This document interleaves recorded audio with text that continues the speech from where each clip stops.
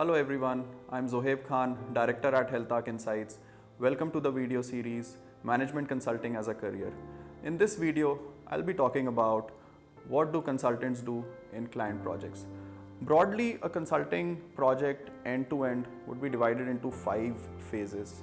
The first is identifying the problem, and as someone said, identifying the problem is half solution, cannot be more true in consulting, right? So we spend a lot of time in understanding the problem. We do a lot of meetings with client stakeholders, not just the primary sponsor stakeholders, but all the stakeholders who will be impacted by the solution. We get very deep into understanding the core issue. Just as an example, right, that if a client may come up with a very high level problem statement or may come to us with a very defined problem statement. In the case of very high level problem statement, it could be about a specific financial metric that our profits are declining. We would then dig deeper into whether it's a revenue side problem or a cost side problem. If it's a cost side problem, we'll look at different cost drivers. If it's a revenue side problem, it could be a pricing or a volume related problem. In volume related, again, there could be multiple aspects. It could be due to competitors, it could be due to changing customer preferences, it could be due to changing industry landscape. So depending on what we zone in as the core issue, we analyze and research. So based on what we understand as the core issue, we move to the next phase of the project, which is doing rigorous analysis and research. So in terms of research, depending on the client problem, we may do a very deep secondary research.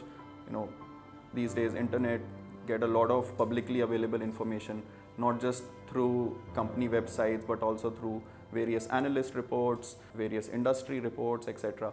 So we do a thorough scan of secondary sources, both publicly available sources and also some of the subscription databases. We may also do primary research, which includes in-depth interviews with industry experts, key opinion leaders, or having focus group discussions, or rolling out surveys to get responses. Once we gather a lot of information both through desk research and primary research, then we analyze this information, which not only just includes quantitative analysis, but also a lot of rigor goes into just assimilating the qualitative information, culling out insights from it, which are relevant in the context of the problem statement that we have identified for the client. That is another aspect of key value add that we do to the clients, apart from zoning into the client problem.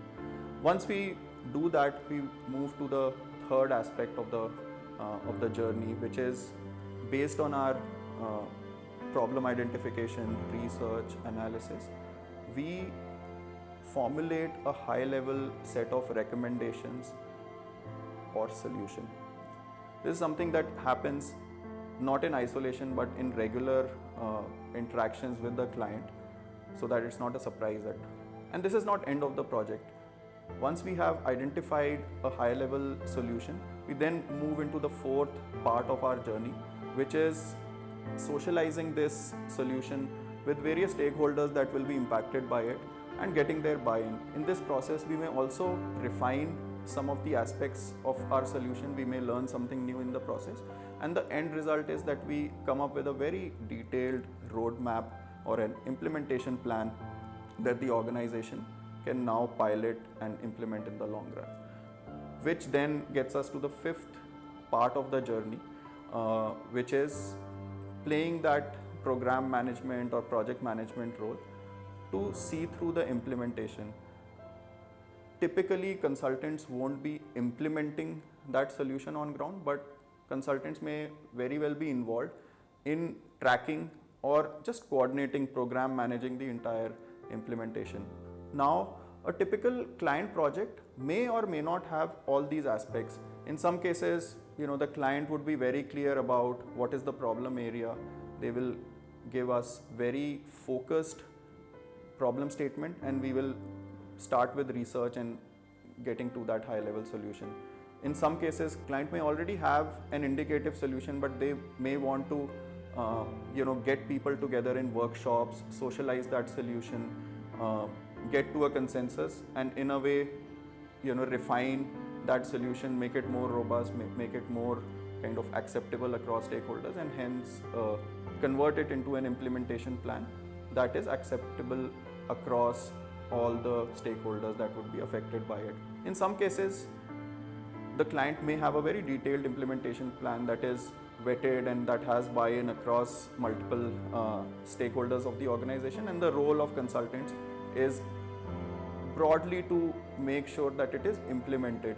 So the message here is that a project may or may not be like this end-to-end journey. It may be different parts of this journey, and in that way, every consulting project is unique, not just in terms of the problem statement and solution, but also the structure of the project. So in the next video, we will focus upon what are the key skills that consultants need in order to successfully deliver such projects.